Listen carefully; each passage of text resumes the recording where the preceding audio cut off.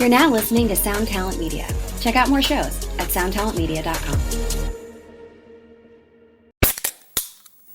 Hey, what's up, everyone? I'm Matt Migaki, the vocalist of Cryptopsy and the host of the Vox and Hops Metal Podcast, where I sit down with fellow metal musicians. We talk all about their lives and music while sharing killer craft beers. If you've ever wanted to sneak backstage and share a beer with one of your favorite musicians, well, Vox and Hops is the podcast for you. This week on the podcast, I dropped a killer episode with Johannes Ekström of Avatar. There is this episode and over 440 other ones to help you enjoy life, metal, and craft beer. So what are you waiting for? It's time to become a Vox and Hops head. Cheers! Is the bazillionth time the charm?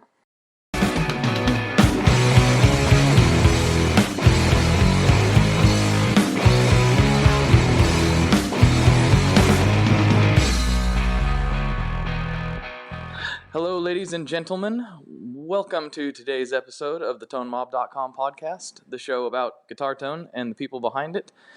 As you are well aware by now, I am your host, Blake Weiland, and with me today I have Hank Donovan of Rattlesnake Cables, of Effects Bay, of a whole bunch of stuff that you probably know about. So, hi Hank. How's it going? Oh, it's pretty good. I've managed to dodge most of the rain that was happening today, so this makes me happy. How about you? Cool. It's good. It's almost starting to feel like spring around here, so that's exciting.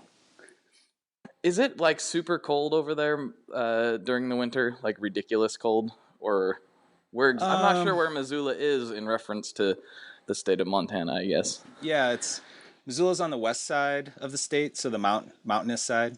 Mm-hmm. It's pretty mild, really, compared to other parts of the state. I mean, there's definitely places way colder, but the four seasons are very obvious, which is kind of cool. So it's like, when it's bleak and cold and dark, and that's winter, and you're just waiting for spring, and there's little glimpses of things growing, and then the next day it snows, but you just feel like it's coming. Right. But yeah. I can never seem to start these off any way but how's the weather where you're at, and then we kind of segue into, sometimes it's related, but, yeah, I'm sure everyone cares. Like 60 Cycle Hum's known as the geography podcast sometime. I guess I'm the weather podcast. So. Oh, okay. I don't know. I don't know why that is, but it's where my brain goes, I guess. Right on. So, why don't you kind of introduce yourself to everyone, because you got your fingers in a lot of pieces of the gear pie, as you informed me. So maybe you can let everybody in on that, and then we can get into things. Okay. I guess the first thing obviously is Rattlesnake Cable Company. That's kind of my my thing that I'm really into right now these days. The last few years, which started 3 years ago, but before that, and I guess currently, I also run a kind of a gear nerd blog called Effects Bay, kind of obviously focusing on effects, but we also go into general guitar nerdery, as I like to call it, or DIY stuff and modifications. I get into just anything guitar related pretty much, and I started that about I think it's close to 10 years now, which is kind of blowing my mind. And let's see what else. That's pretty awesome. Pedalfinder.com. That's another thing I have with a partner, Jerry Potasic, here also in Missoula, that we started, which is kind of a pedal search engine of sorts. That started probably 2 years ago, maybe 3 now. I think 2. But yeah, there's a lot of stuff. I feel like when I get excited about a project, I definitely go into it. Like head first, just dive all the right way. in. Yep. Yeah, that sounds really familiar. I can relate to that. Totally.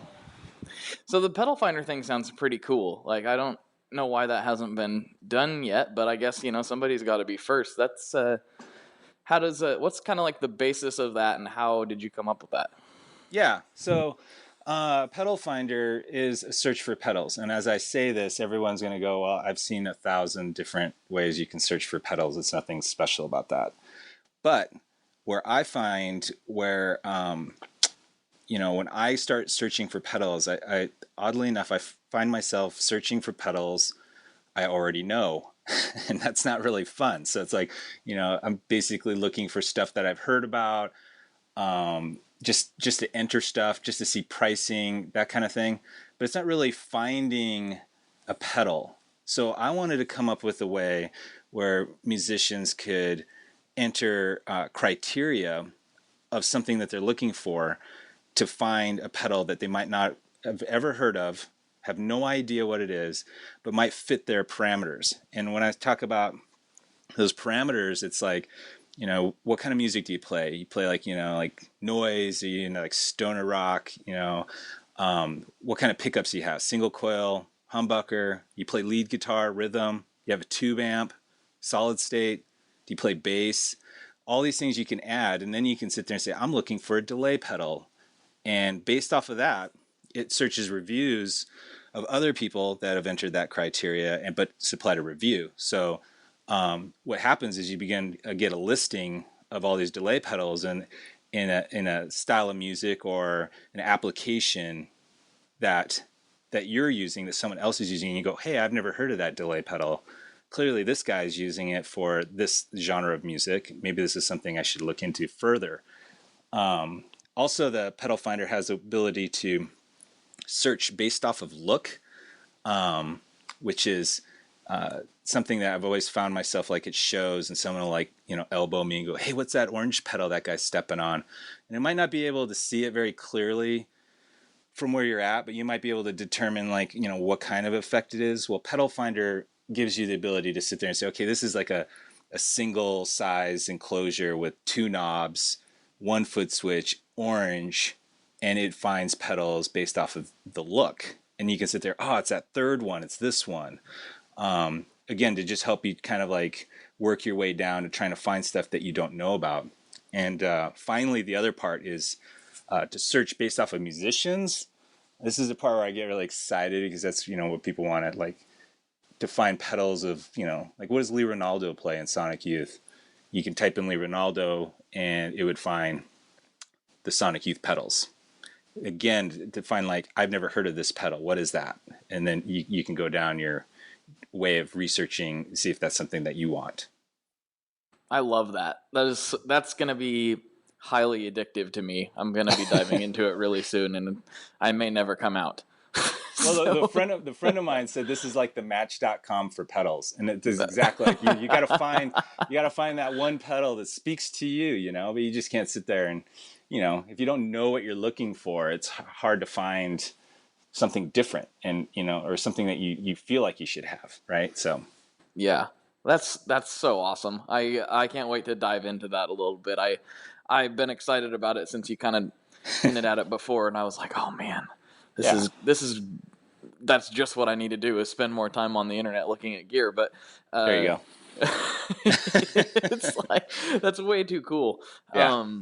Because I am totally, and I'm sure most people listening to this, I am totally that guy at the show that's like leaning over the stage and, oh yeah, what's on there? What is that? And my wife looks at me like I'm an idiot, and she's like, what are you doing? Why do you care so much about that? I'm like, I gotta know. Yeah. What is that yellow pedal over there? Well, I remember there was one time I was at this band Foles. I was at a show and I saw that there was this pedal that he was using. And I remember with my phone, I was able to get it above the heads of people just to see if I can catch that in a photo. And all I knew, it had 5 knobs and his 2 foot switches, and it looked kind of blue. And and then I was able to determine it. Like I was going to image search and trying to look for a blue guitar pedal, and I was just trying to find something that would match that. And I was like, God, if there was a way I could just type in 5 knobs, 2 foot switches, blue, and get a result, that would save me some time. Yeah, get some sort of, what did that end up being? Just out of curiosity. Well, it was a Strymon. It was a Strymon Blue Sky. And okay. That was the first time I've ever seen a Strymon, was at that show. And then I was like, oh, what is that? And then, I ended up getting one later, but that was what started that kind of thinking of I don't know what that is. I need to figure what that is. Yeah. That's so cool. That's very exciting too. I'm sure everyone right now has probably already whipped their phone out and started nerding already, but that's so cool, man. So Yeah. let's do the question that is headed your way. Okay. What was your musical backstory? How did you get started, and how did that lead you to like doing Effects Bay and then everything else that you're doing? Oh man. Okay. Yep. We can go deep. You can go as deep as you want. All right. You ready to go deep? Okay. Yeah. Let's see. So I started playing guitar kind of late in life, really. Well, I mean, I was in high school, or right when I graduated, I got my first guitar. And so that was what started just the concept of playing guitar. I was super into like punk rock, post-punk, goth music, just really into that kind of world. And I was just trying to figure out how to play those songs. And that was super addictive. It was really interesting how far like I just wanted to understand the fundamentals of it without learning scales and taking lessons. It was just like how does a guitarist actually play this stuff, let alone like come up with it? Like how do you create? That was still down the road. Right. And then after a few years, I would go into different bands after moving around a little bit and switching kind of the styles how I'd play. I've always been kind of able to like bounce around from like one type to the next. And I've always wanted to commit to that change. So that would always mean having pedals or not having pedals, or having this kind of guitar or not having that guitar. Instead of like trying to force, this is my setup and this is like, I'm going to try to make this setup work in every possible band scenario. Right. I've always been about, well, this guitar does not work in this band. It just doesn't work. And, there was a time where my only pedal was a tuner. And that was after having like multi-effect unit processor junk on the floor, with the 12-foot switches on it and stuff. Mm-hmm. And then Mm-hmm. I switched from that to literally a pedal, tuner. And I was like all about the pure tone, just amp, guitar and amp. And then suddenly, you needed an overdrive again. And then you needed a wah pedal and you needed something. And then that turned into a big pedal board again. And then it just always would just keep evolving. And I would get really inspired to change the setup, start all over again and say, okay, I'm just going to start with this overdrive and maybe this delay pedal. And that's where just with effects, I was just really interested in how, the concept of effects has always fascinated me because the application is the key to effects. Like, one person uses a tube screamer totally different than another guy. Right. It doesn't mean like a tube screamer means you're going to sound like Stevie Ray Vaughan, right? So it's Much to my disappointment, yes. Yeah. So it's like, how do you use that for the best effect for your needs? Like, is it lead? Is it rhythm? What are you doing? So I've always been fascinated by that. How, a country guitar chicken picker could have like similar pedals as this guy in this noise rock band. It's like, how is that possible? And I always love that, there are tools, and it's really about the musician's artistic freedom that defines that tool in the song or in the band or whatever they're trying to create. So the options are always super fun and the combinations are super fun. So I was always into like trying different pedals, pulling out old pedals. I always love that, where it's like you hate this pedal and then like 4 years later you pull it out and go, this is the best pedal ever. Like, why was it on the shelf for 4 years? And 2 years later you hate it again. And it's like, it's a fun thing where you just kind of like, you're always in search of something that you never really quite get. But yeah, so that's where I am today. It's like, 3 years ago I kind of reinvented my whole guitar setup again, and I've kind of back to where I want to be at this moment. Yeah. I don't know what next year will be like, but yeah, right now I seem oddly satisfied with the setup. So it's like, it's good. That's fine.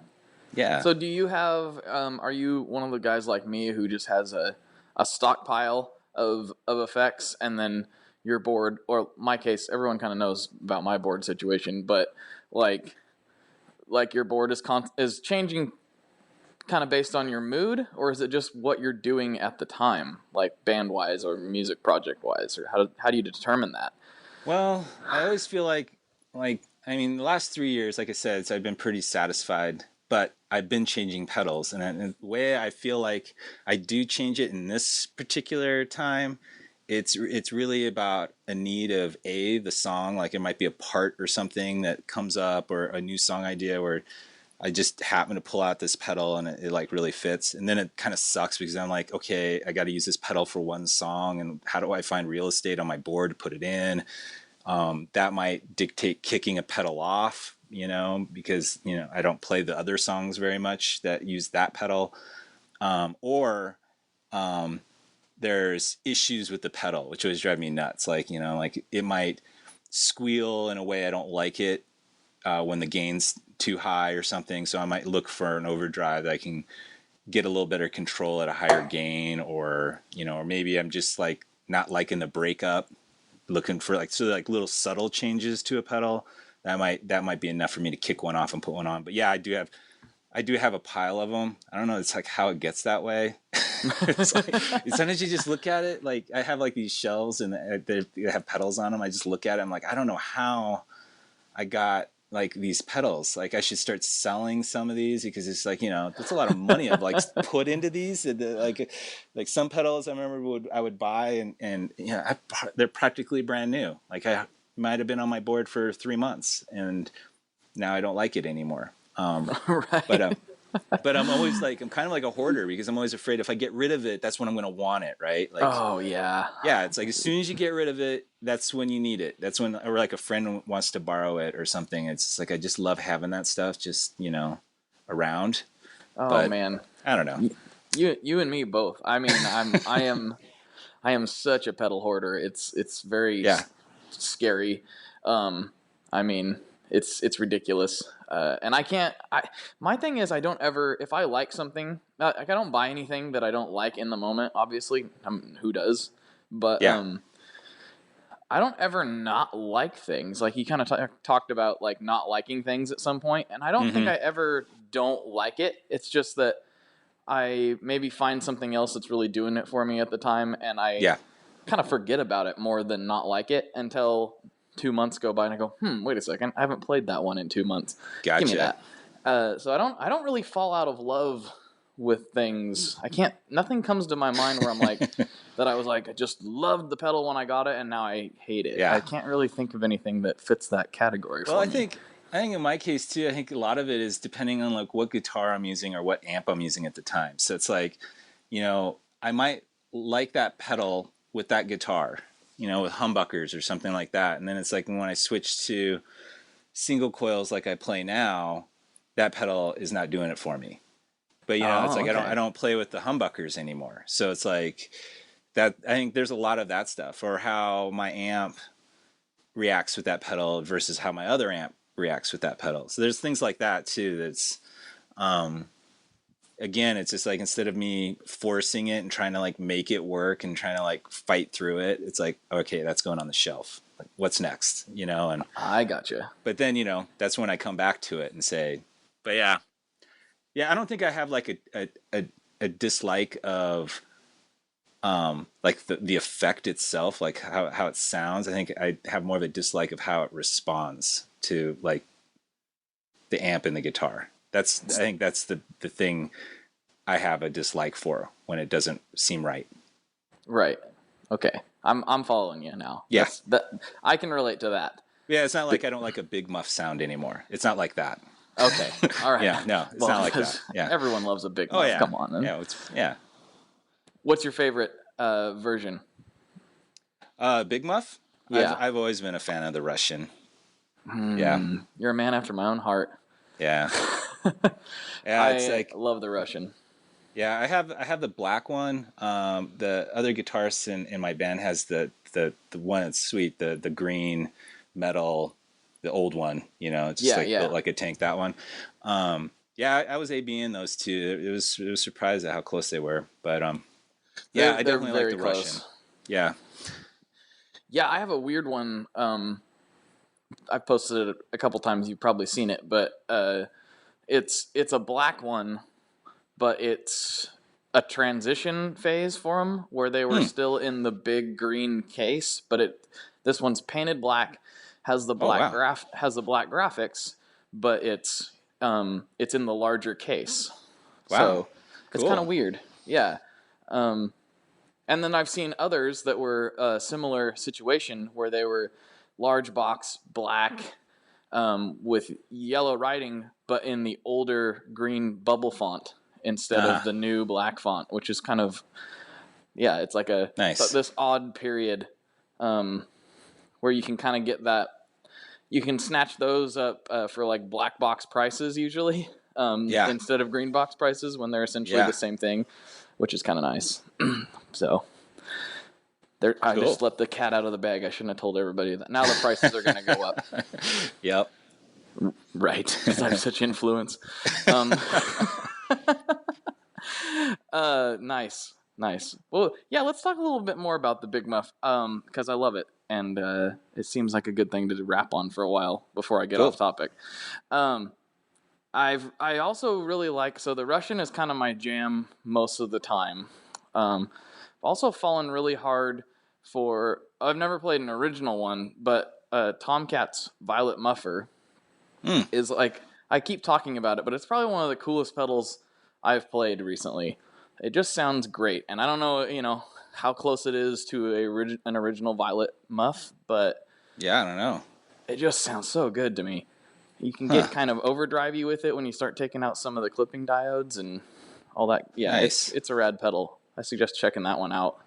Cool. If you get a chance. Have you messed with an original Violet? Have you ever seen one? No. I've never even seen one in person. Nope. Nope. That would be sweet. Interesting. Have you played with any vintage ones? Muffs? Yeah. Or what? Just I would say only one that even be remotely close would be like the green Russian one. Oh, okay. I haven't played anything like the Ram's Head or the Triangle or any of those stuff. Not the originals. I've never even held one in my hand. So yeah, let alone played one. Yeah, I'm definitely on that team too. The oldest one I've played is like a 1978 op-amp version that my buddy has, and that thing's wildly different, but really in its own really cool way. But yeah, I've never seen in person a Ram's Head or a Triangle or anything like that, and it's kind of like a life goal. Yeah, you gotta have a bucket list item. Yeah, you could give Jay Maskus a call. Doesn't he have like 50 of them or something like that?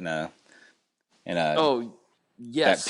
Try to think of that picture. It looked like it was like a China hutch or something. It was full of old muffs. It was like this curio cabinet full of big muffs. It was so good. Have you ever seen that movie? That was taken out of a movie called, I think it was just called Fuzz. Oh, yeah. Yeah, that's right. That was from that. That's totally right. Yep. Yeah. It's been a while, but yeah, I remember seeing that. Yeah. That's the image that inspired me to make the pedal cabinet. It was exactly that right there. Nice. Yes. Good times. Cool. So let's see. What prompted you to start Effects Bay? I'm thinking really it was just kind of experimenting with the idea of a blog, I guess, kind of on a personal reason. Like I wanted to just talk about pedals that I was kind of like wanting to keep on my radar and maybe talk about a few things. And I was really surprised I remember when I got my first comment, and it like blew me away that there was actually someone who read this thing. And then it seemed like right after that, I started realizing there was a few people that started reading it. And then it started getting fun, because then it wasn't like, I didn't care about myself anymore about, like what I was thinking. I was just wanting to talk about effects and then see if there would be people that would comment. And then there was the Facebook page that was right after that. And that's when, like manufacturers would contact me, and I was doing like demos or reviews of their pedals, and then I would give them away. Mm-hmm. So to kind of like see if we can generate like kind of a fun community of, instead of like me getting a pedal and keeping it or something like that, I was like, let's get a pedal, talk about it, and then give it away and see if that could create some interesting interactions. And the fun part was, I mean, it's always great to get like bigger name manufacturers, to talk about pedals and send pedals and review and all that kind of stuff. But what was really great was the really small time manufacturers or builders. I mean, right out of their garage, and they can't afford money for ads or to do like massive giveaway a bunch of pedals in on their end, because they just don't have like the money to do that, frankly. So I would try to give the most bang for the buck. Like, you send me a pedal, we would talk about it and get eyeballs on your site, and then we'd give it away, which would then generate a lot more eyeballs to your site. So just trying to help those guys out, because I was super inspired by builders at that point. I was tinkering around with electronics. That's why I was doing kind of a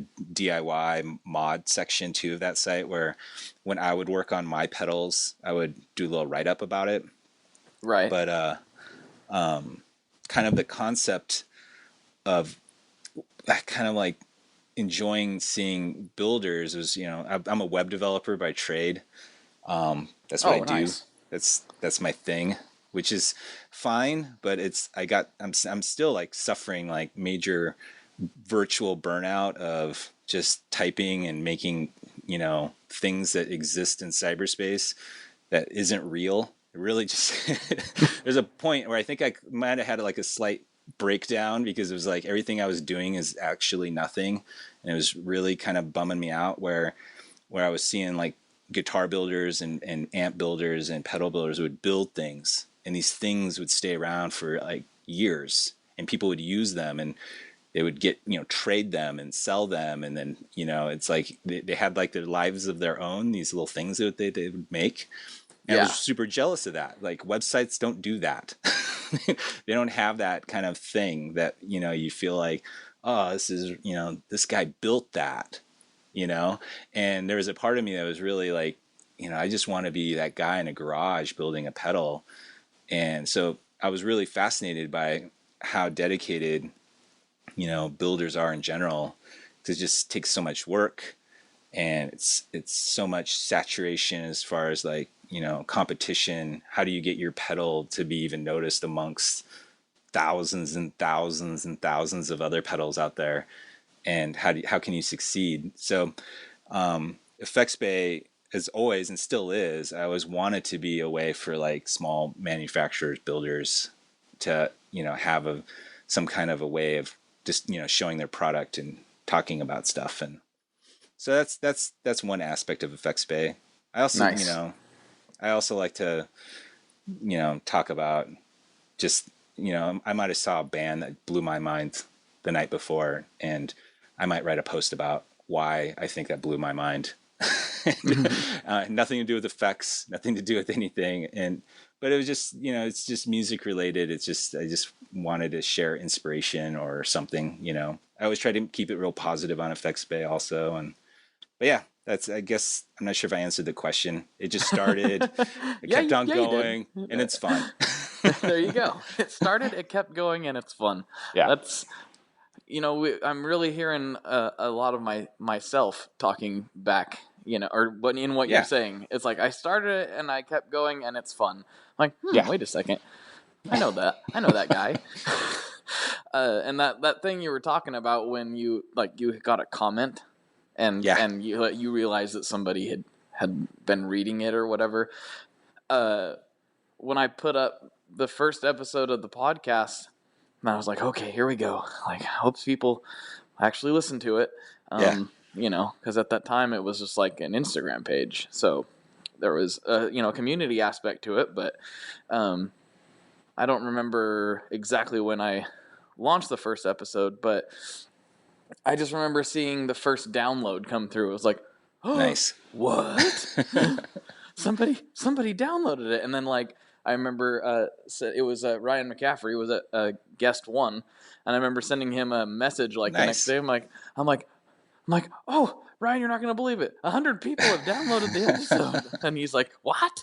Like, and we were both like freaking out because 100 people had downloaded it, and I was like, this is amazing. And so, and it Awesome. still kind of is amazing to me that people tune in and listen to me blabber like I'm doing now. It's awesome, and you're one of them, so thanks. Yeah. Oh, and thanks for the blog post you did on the show. Also, that warmed my heart. Yeah. People That need was to great. know. That was great. Thank you so much. Yeah, that really made my day. That was fantastic. Cool. So Rattlesnake, your other thing that you're doing. Yeah. We kind of talked about these in slightly backwards order, but Yeah, I like doing whatever. it that way. That's cool. I don't know why. I'm a backwards dude. So Rattlesnake happened. Like what prompted that? And it seems to be going good right now. I'm seeing you everywhere. Yeah, it's been super fun. I'm very excited about how everything's going. So let's see. When it started, it was an accident. I guess all these ideas are just kind of ideas, and I do them, and then you see potential and something fun out of it, and then I keep going. But what really started when I was talking about the pedals, I was working on some kits and making pedals, and I was having fun just tinkering around, like buying like general guitar gadgets, the GGG kits. Mm-hmm. That's where I was, like with muffs, I would be building muffs for people, and you can do all the different mods to them. And it was just, just the musician circle here in Missoula, which is, a small town, but the music scene here is like actually like pretty amazing. And a lot of great musicians here, and a super good sense of community in a lot of different areas. But I made a pedal for somebody, and then of course that person tells someone else, and that person comes over and they want a pedal. And then suddenly I was just like, I felt like I was making pedals all the time. None of my creations, none of my, I wasn't like designing stuff. I was exploring like how to mod stuff, and I was working on some circuit things. But out of that, I kind of got bored with my cables, and I was like, I'm going to start seeing about making a really nice set for myself. Like I wanted to pick like the best everything, and come up with something. And what ended up happening was I started getting a bunch of different plugs and like working on like specs for cable and kind of what I wanted for like capacitance on the cable. Mm-hmm. And then I put one together and I plug it in. I'm like, wow, it sounds great. Sounds like an awesome cable. I was super stoked on it. And my friend, who actually does all the demos on Effects Bay, we haven't done one in a long time though, but we do video demos on him. His name's Jimmy. He had like a Colossal cable or something like that. I can't remember which one it was, but he wanted to try out this cable that I put together. So I let him borrow it, and he's like, calls me up. He's like, man, I want you to make me like 4 of these cables. I was like, awesome. So I was like surprised, because he's the type that would definitely tell you it's not that good. Right. In the nicest possible way, he would tell you that. And that's why I was kind of scared to let him borrow it, because in my mind, I was like, it sounds like a great cable, but I don't know if it really is. Maybe he thinks it sucks. And so I was really excited that he wanted some cables. And and then I went to, I was in a band project, and I take that to the practice, and immediately, like, the other guitar player walks up and is like, what is this cable? And he wants a cable. So I built him a cable. And that's when I started like thinking like, wow, just the response that I got off of, just this prototype was really, super positive. And I was thinking, yeah, maybe I could, sell a few of these. And suddenly in the town, like I was just getting calls all the time for these cables. And then that just keeps building, bigger and bigger. And then suddenly it's outside of Missoula, there was another town, because, a band member is friends with a band member in this other town 2 hours away, and he wants a cable, and it just starts to kind of snowball, and we just been kind of doing our best to try to get, Rattlesnake a little bigger and better than it was the, month and year before, and it's just one cable at a time. But yeah, that's how she started, and we're rolling with it. Right. Well, I mean, I can speak to it. That's pretty much, what I've been using since you sent me them. And, Nice. I mean, you people listening already know you've done a couple sponsorship spots on here, and I really meant what I was saying. It's just like, this is a nice piece of kit right here. Like, you can just kind of tell that it's just a high quality, well made thing. And Yeah.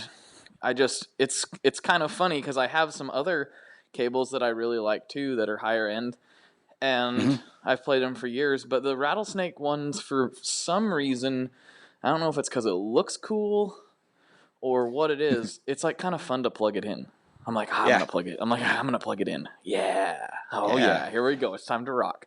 I never really had that with a cable before, and I can't put my finger on why that is. I mean, the thing too, where like with cables, I mean, where it's like, someone can spend, $2,000 on a really nice guitar, a couple $1,000s on an amp, and and if you have a chintzy cable in between there, that's just not cutting the mustard. You want to have like some quality gear, and it's like, everything from Rattlesnake that I've been really super conscious of is buyer experience, buyer satisfaction, working with musicians when they purchase their cables.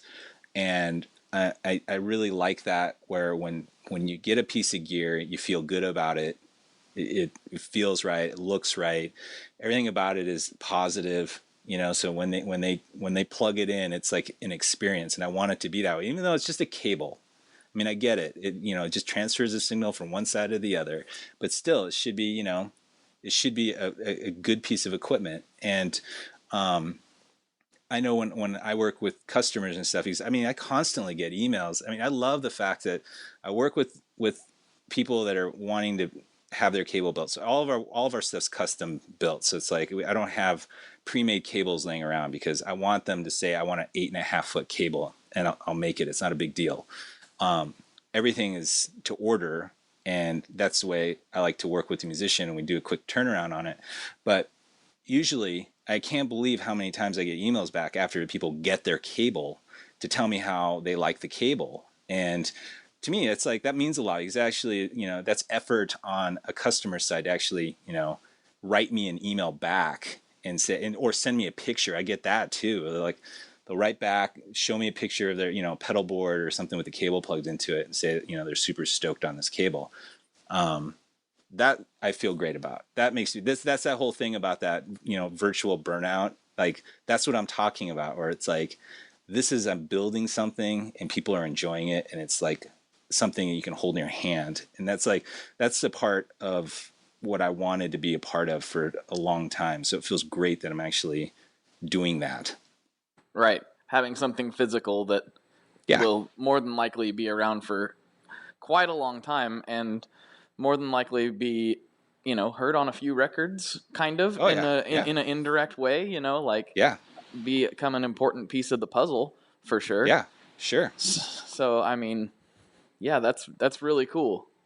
It is kind of an interesting thing to think about, because, I work really hard, on doing the Tone Mob project, but it is kind of something I think about once in a while, like you were saying, like, it's kind of just ones and zeros. I wish it was something else, but, and it was also funny when you said that, it's just a digital thing on the internet. I instantly had this fear, like, oh no, I haven't backed my website up in a little while. Yeah. I need to back my website up. To get it on, something off the internet, so I can, worst case scenario type of thing. But you need to have backups of your backup. That's just a fact. I know. I haven't backed it up, and I'm starting to get scared. I'm like, I need to stop recording and go back up my website. But it'll be okay. I'm sure it'll be fine. Yeah. Bluehost will take care of me. Wonder if I can get them as a sponsor because I just said that. There you go. No. Oh, nice. So I had an idea while we were talking. I always have weird things going through my brain, but are you sitting by a computer by chance? Yeah. You are? Okay. I just had this weird idea that might be fun, and you can tell me if this is fun or not. But I thought maybe we could do a on-air test of Pedal Finder and see what it brings up. Or is it still kind of not quite there for that? I don't know. We'll see what happens. Okay. I was thinking like I could give you some, because I'm not in front of a computer at the moment, but I could like give you some criteria and like see what comes up. That might be kind of fun. So, I guess I have to tell you about the criteria, though. Okay, well, that's fine. Right. People need to hear about it. All right. So, instrument used with this pedal. You got guitar, bass, keys, vocals, or other. Okay, well, it'll be guitar. Keep it easy. Keep it easy. Yeah. And then... I won't get too crazy on it. All right. And then pickups would be humbucker, single coil, other. And that's optional. You don't have to supply it if you don't want anything. Let's do single coils. Okay. An amp used with pedal, tube, solid state, DI mixer, other. Let's do a tube. Okay. And then genre, there's a few. I mean, I'll probably pick something more applicable. Like you got indie, alternative, punk, metal, stoner. Let's go with stoner. Okay, it could be more than one too. It doesn't have to be. I've been listening to The Sword a lot lately, so let's go stoner. Oh, nice. Okay, and then pedal categories. So this is what will get you into like what zone you want. So I mean, you could do like delay, or you could do. Let's do. There's fuzz. Well, let's do fuzz because it's me. And then application, it's leads, rhythm, ambient, noise, or other. Rhythm. Okay. I'm kind of like excited about this right now. I'm hoping it tells me something brand new. So now we have. Oh, I hit leads and rhythm. That'll probably be fine. That's fine. So now what it does is it gave us a selection. Now it sorts them by rating. Okay. So it's like. So now number one on here based on that is the Catlin Bread. Rip. That's too bad about that guy. I was just thinking that like my heart kind of hurt for a second as soon as you said that. I just remembered that just right now. I'm like, damn. Yeah. So, Catlin Bread, the Manx. How do you pronounce that? Lotan? Oh, Manx. I think it's like Manx Logan. Yeah. That's number one. Interesting. That was number one. Spaceman Gemini 3 is number two. Oh, boy. Like I need any more temptation on Spaceman stuff. Yeah, I have that Spaceman. That thing is gnarly. Oh, yeah. Oh, I have the Philion also. I do too, yes. That guy, I mean, like, I think you were just talking about that today, about like the guts. Weren't you talking about that on Facebook? Like the PCBs I was, that was a little bit different subject, but I did a couple weeks ago, talk about who has your favorite guts on the Facebook page. Yeah, Spaceman is way up there, man. I love his PCBs. So let's see, Doom in Analog, Silver Wizard Fuzz is number 3. Earthquaker, Hoof. Oh, I love the Hoof. The Hoof's awesome. We're right in. I think we're hitting your genre, right? You've smoked it. That's perfect. Yeah. That's exactly the type of stuff I would expect. So that came up with 8 on that. So I mean, it all depends on the reviews. So I mean, right now we've been getting reviews. I can't remember how many we got. It was like 1,500 or 1,000. I can't remember what it was, but the whole idea is as long as we keep getting more reviews that fill up the genres and the styles and all of those pieces, will return you better results. Get that pool to be larger. I mean, if we had 10,000 reviews, that could change things a little bit. Right. So So I mean, really, the site's really young as far as we're trying. We do giveaways to promote like people to submit reviews and that kind of thing. So, and we've really been just doing that for the last year. That's really, But yeah, really, really cool. I'm gonna go on there. I'm gonna go do some reviews. Help yeah, that out. yeah. I'm totally. Add some reviews, but that's the whole point, you know. Just, I mean, like that Catlin bread. I'm not familiar with that. So I mean, so I've seen it, but I've not played it. yeah. So I know what you're talking about. So like, And I mean, I right when you click on that, I mean, you can get, you know, YouTube demos. There's YouTube videos for it right there, and oh yeah, man, I mean, that's so it's perfect. it gets you right where you need to be to figure new stuff out, you know. But yeah, That's awesome. Why has this not been a thing before? I don't understand.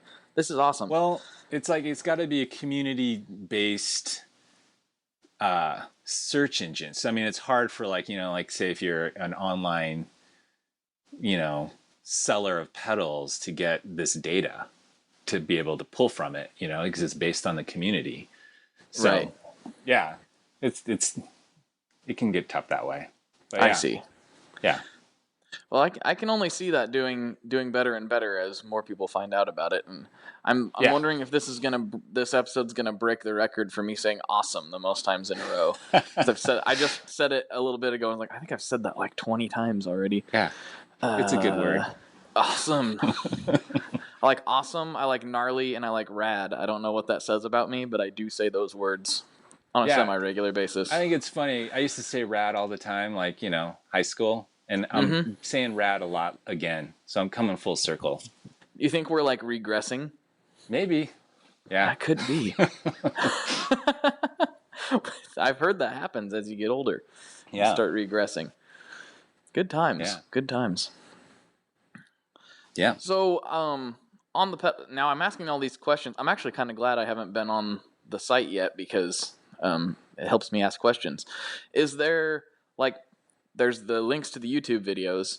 Is there a place to go purchase, or is that You a can. factor? Yeah, it can take you to, it'll try to help you find stuff. Like it can give you a link to Amazon or, you know, Musician's Friend. But if it's available, because it has vintage pedals as well, you know, so it's like Ah, that's in the matrix as well. So it's like, I mean, even that search result that came up, Big Muff's in there, the Russian, obviously, but it's, you know, it's showing that it's a vintage pedal. So it's because it's no longer in production, kind of thing. So it'll show that in there. gotcha. Maybe we need to get a link to Reverb for the vintage stuff or something. Yeah. Yep. There you go. There you go. Nice. That's cool. That's going to be an excellent resource. And anybody that's listening right now, hop on there and check it out and start leaving some reviews. Let's make this thing reach its full potential, because it's way too cool of an idea to not blow up, in my opinion. So Nice. good times. Good times. So Cool. you are about to, well, not about to, but in a relatively short amount of time, you told me you were going to be headed to Portland with your band. Yeah. So Yep. tell me about your band, what kind of music, and then let's go through your rig that you're using. Okay. The band is called Magpies.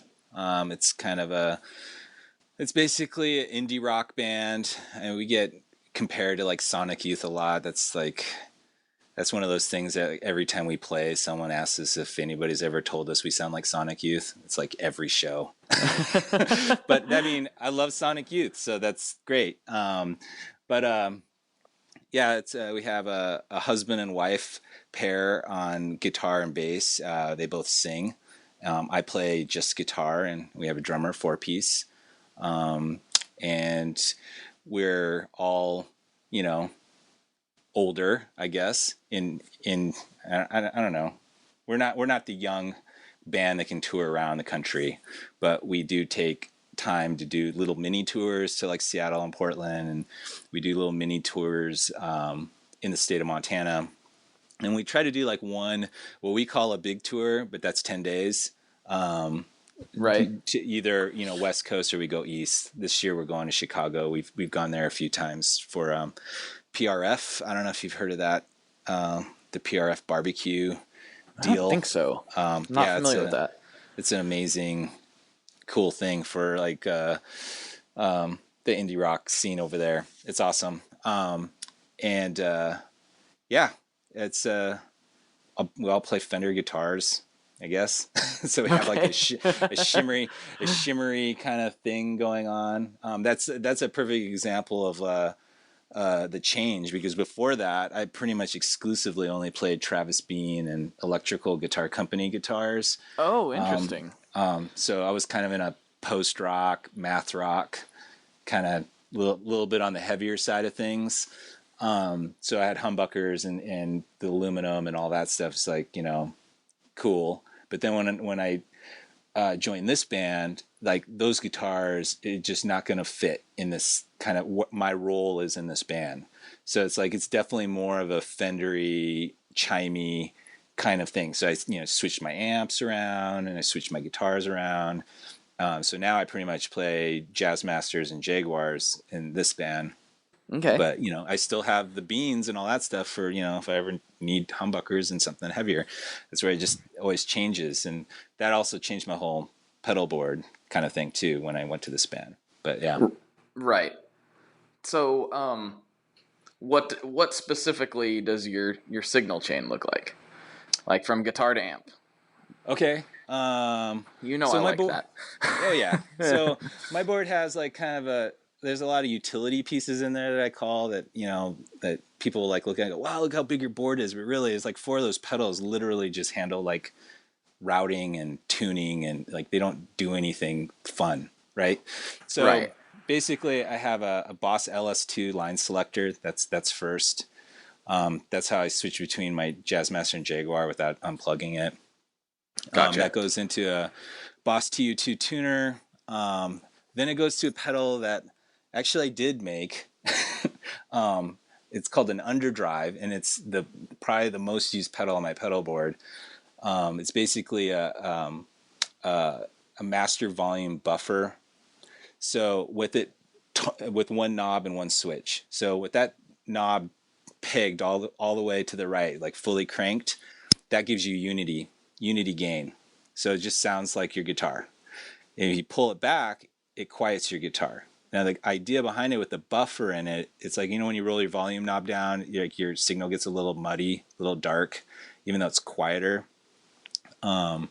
That buffer keeps that high end there. So now my guitar is quieter and it's still crispy and still has all of its highs, and it just sounds like a quieter guitar.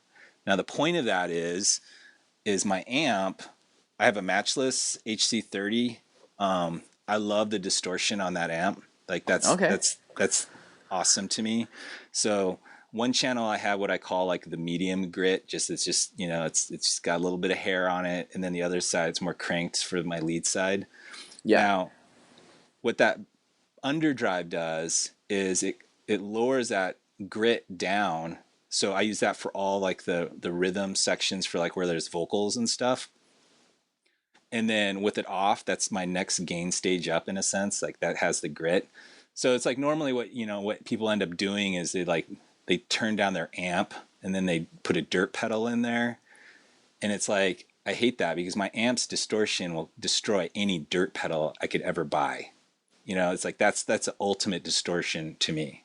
So I don't like the idea of like sacrificing that so I can put a dirt pedal in there to handle that. So what I do is I lower that volume with the underdrive for all those rhythm parts, and then I kick it off for like leads or whatever. So it's my amp. It's like it's reverse thinking. It takes a second to catch on. So you turn it off means your amp's wide open. You turn it on, it's your amp's like throttled. It's like choked. So then from there, where do I go? I go to a phaser, MXR Phase 90.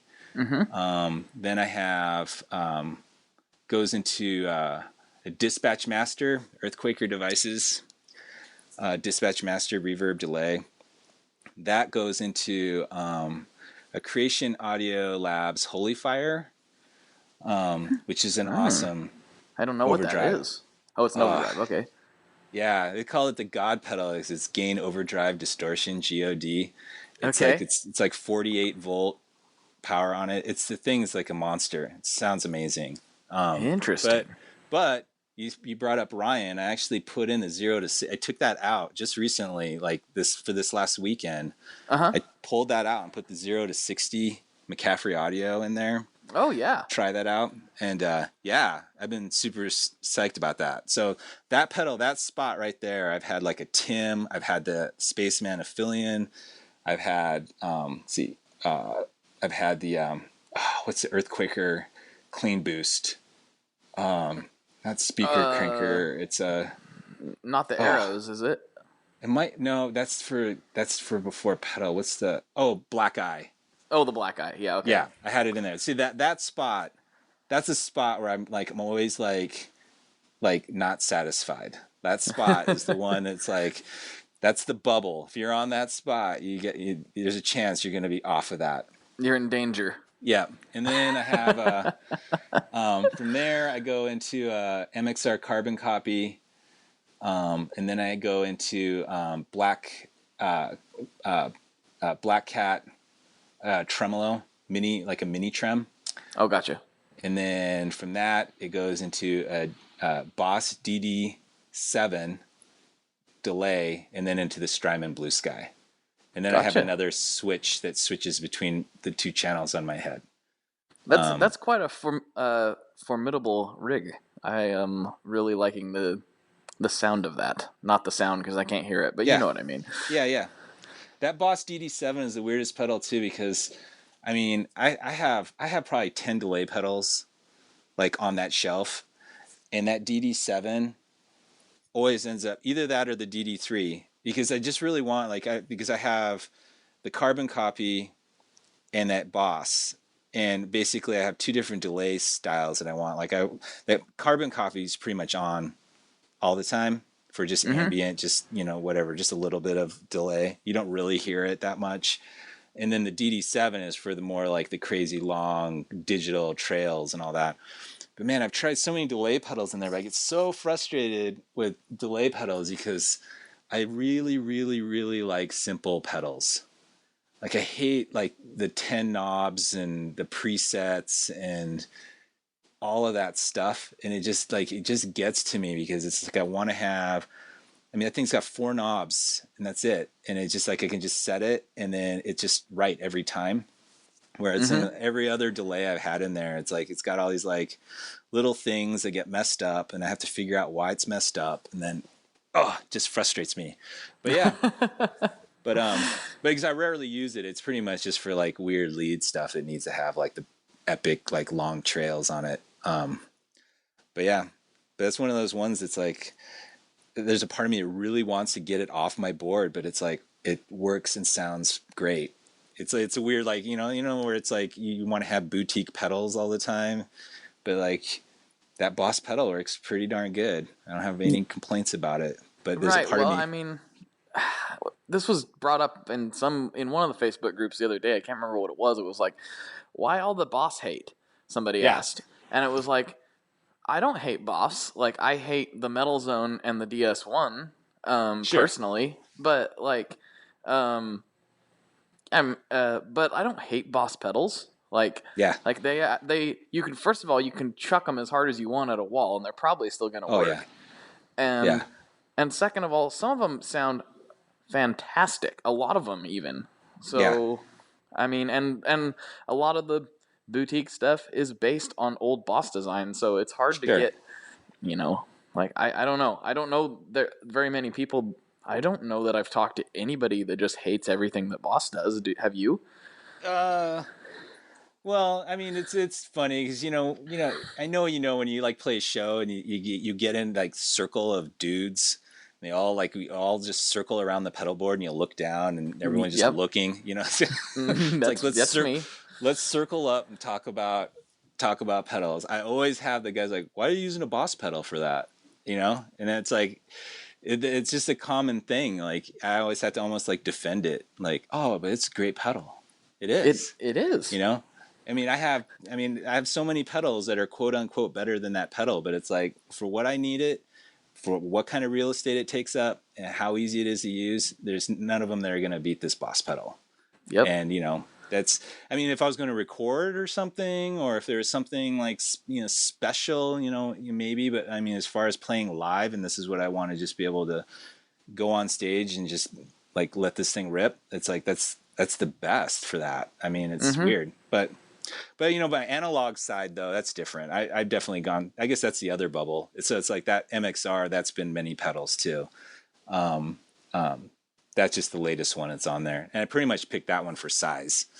Gotcha. But for the digital delay, I mean, they all pretty much sound the same in my opinion, the digital side. The analog delay, that's a different story, but right. Yeah. Unless it's unless it's one of the digital pedals that is trying to emulate something else, then of course it's gonna. But straight digital delays, they sound like the note repeated itself again. That's what it's supposed to do. So, exactly. A straight digital delay is a straight digital delay. If it's trying now, the ones that are trying to do something interesting is another story. But I totally agree with you on that. I would almost challenge somebody to hear a difference in something that is billed as being a pristine digital delay. Compare two of them side by side, eyes closed, and really see if you can tell a difference. I probably couldn't myself. Yep. So, I'm totally with you there. Yep. So, I want to rewind a little bit. I know we're getting really, really close to the time, but you mentioned that underdrive, and it just spurred something in my brain, and I'm trying to think of anybody else that makes one right now. I think. Lotus Pedals makes one, I think. Does that sound familiar? I'm not sure. Mostly because I've been really liking this sound. Well, I'm a Benson Amps fan, and obviously he makes his amps to sound great when they're pushed. And he recently came out with the Vinny, which there's a long story, and I'm involved in that, but I won't get into that today because we're running out of time. But my favorite overdrive sound right now is using the Vinny 1 watt amp, and it has a preamp out on, or not a preamp out. It has a instrument level out. You said not 1 watt? Yeah. Wow. Okay. Yes. So it's a 1 watt 12AX7 and 1 EL84 tube, and it has a normal speaker out for the 1 watt side, 8 ohm speaker out. Then it also has a instrument level out that is post power tube. So you can plug that thing into anything, go direct or whatever, and have full power tube distortion at pretty much whatever volume your heart desires. So, so that said, what I like to do is I like to set my Monarch up, which is his 15 watt amp, on kind of just beyond edge of breakup, and then slam it with the Vinny, and that to me is just like the overdrive tone of all overdrive tones. It sounds so good to me. But like you say, I usually go the opposite way. I usually set a clean amp and run a bunch of dirt boxes. So the underdrive idea has me, my brain won't shut off until I try that. See, I think that Lotus, I might be totally wrong, but I think that still is a drive. I think it still has I could be totally wrong. Because remember, this thing is literally like a volume knob. So I mean, there's no breakup. It's just a preserving of that signal, but a lower volume, but maintaining that high end that you get peeled off all the time, which I can't stand. So it's like some people will do they'll do that capacitor mod in their volume pot to the treble bleed circuit, basically is what they call it. To prevent that. So I mean, picture that kind of idea, but in a pedal. So then you can sit there and roll instead of being on 10, you're at 5 when you click that thing on. That's the whole point of it. So you essentially have a treble bleed circuit with any guitar that you want. Yep, and it's preset at a volume that I want to drop it down to. And really, it doesn't drop the volume so much. It's not like it's half as loud. It's just half as, I almost think of it as half as thick. So it's with that buffer in there, it's still bright and chimey, but it's not as punchy and loud So it's perfect. So when vocals kick on, I do that, and I'm just doing this nice little rhythm backing part on it, and then lead time, kick it off, and it's like it's your amp on its full glory. It's getting the signal that it needs, and then it's like rip time. So yeah, Right. I still use a boost pedal on top of that. So a lot of times I'll kick off the underdrive, turn on the boost. It's like then I go up 2 notches, right? I see. Go up to 11. You're making my brain turn right now with like a setting my stuff up in a way that I never really thought about doing. So I'm fascinated by this idea. That guy Jimmy who was in the demo for Effects Bay, he's the one who approached me. He walked down and talked to me and said, "I need a pedal to make me quieter." And he's like the loudest guitar player I've ever met in my life. It was like, that was a joke. Like, why would you need that?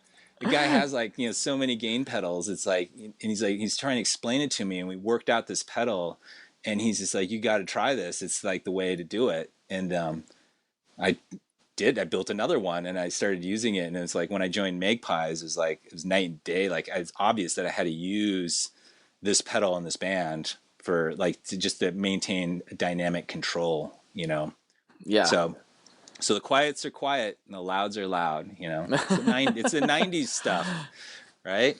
Big dynamics.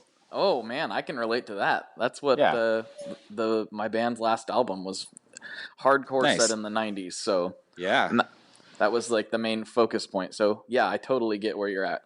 Cool. Nice. Yeah.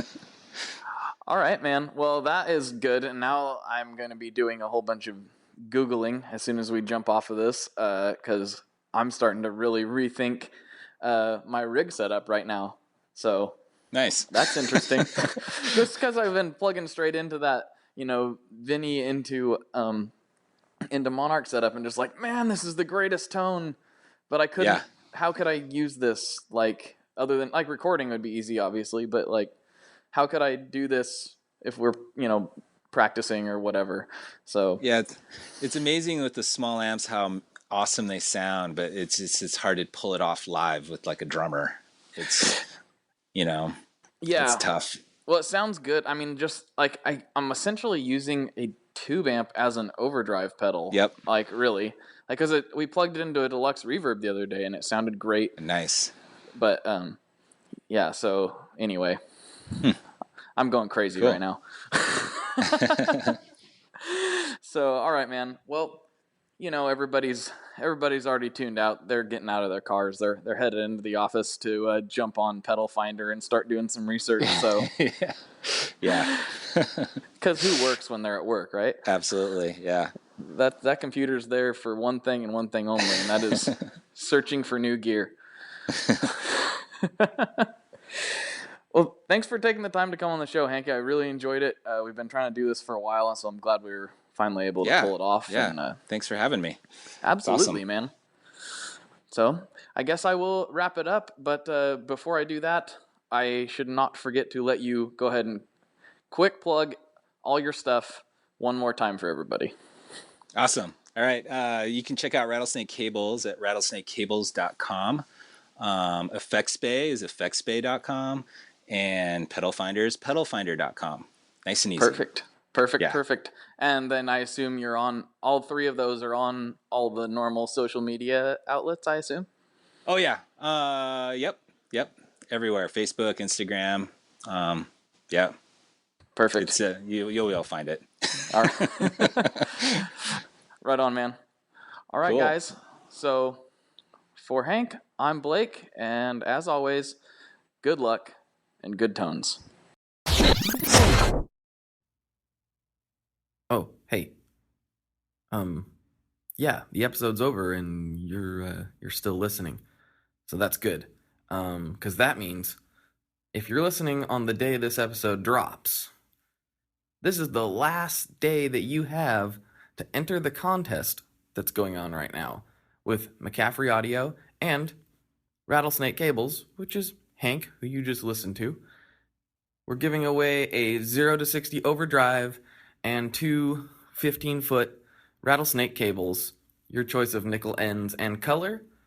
All you got to do is head over to Instagram at the Tone Mob. You'll see the posts instructing you on what you need to do. So head over and check it out and Do it now, because today's the last day. All right, take care, and I'll talk to you next time.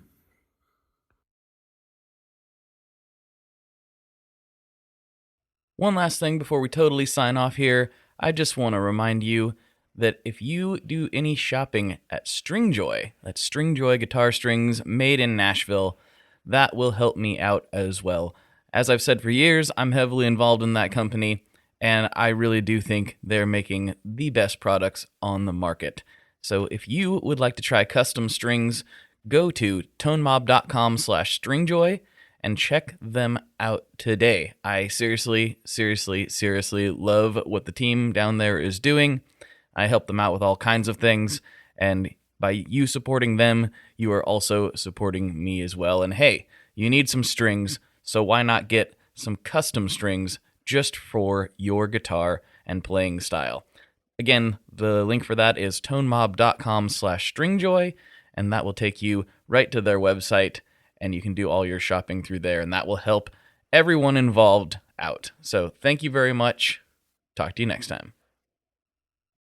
We are brought to you by the wonderful folks at Gun Street Wiring Shop. Yes, Gun Street Wiring Shop. I've talked about them before. I used to say based out of Bend, Oregon, but guess what? Sean moved to my neck of the woods. Sean's in Portland. Sean is awesome and has helped me with a bunch of stuff lately. And if you have wiring needs for your guitar, he can help you too. If you want to get weird with it, he can get weird. If you just need to spruce things up a little bit, there's your guy. He takes all the guesswork out of doing your guitar wiring, and he makes it simple, and his customer service is top-notch, and I can't say enough good things about Gun Street as a company. I really respect Sean and what he's all about, and the product is top-notch. I've got 3 different guitars that now have Gun Street harnesses in them, and I could not be happier. So go to gunstreetwiringshop.com and check them out.